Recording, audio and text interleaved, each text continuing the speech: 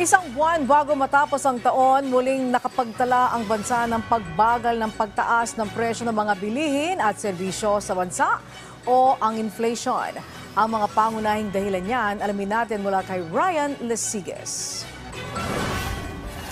Nakangiting lumabas mula sa Tandang Sora Market kanina si Nanay Evelyn. Sabi niya, kahit papano, nakakahinga ng bahagya ang kanilang bulsa dahil sa pagbagal ng headline inflation nitong buwan ng Nobyembre.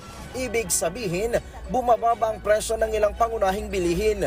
Pero kailangan pa rin daw umano magtipid lalo pat magpapasko.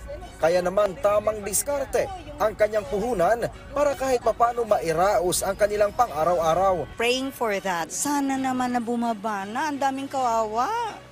Okay lang dun sa mga mikita. Paano naman yung isang kahig, isang tuka? Nakakaawa yung mga nasa street. Nakikita ko yan, lalo na pag may kargang baby. Sabi ng PSA, mas bumagal pa ang pagtaas ng presyo ng mga produkto o serbisyo sa bansa noong nakarang buwan.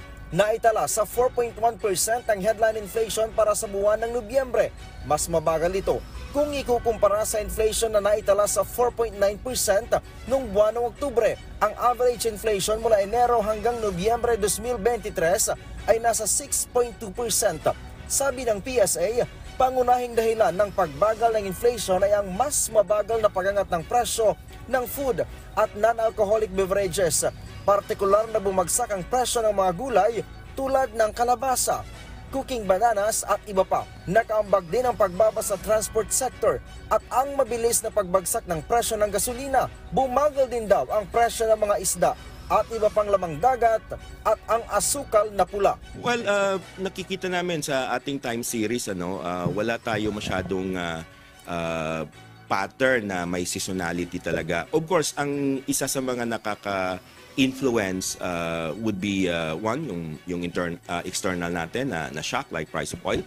Kung naalala nyo, malaki yung contribution ng transport dahil nung month ng November ay halos every week bumababa yung presyo ng gasolina sa diesel. Sabi naman ng NEDA, ang naitalang 4.1% na inflation rate itong buwan ng Nobyembre ay ang pinakamababang naitala sa nakalipas na 20 buwan. Hiling ngayon ang tulad ni Evelyn at ng iba pa nating kababayan, sana magtuloy-tuloy pa ang pagbagal ng inflation. Yung buntot at saka yung ulo pinahati ko na, isisigang ko yon, sasabawan, lalagyan ng gulay, kung ano ma-available na gulay. Hindi mo pwede i-stock yun kasi kailangan maluto agad kasi masisira.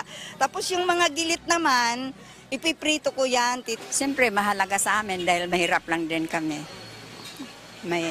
Ang pambili, makakita man konti lang, yun lang paano. Yung mga papiso-piso na mga discount, malaking bagay na po. Opo. Bakit po?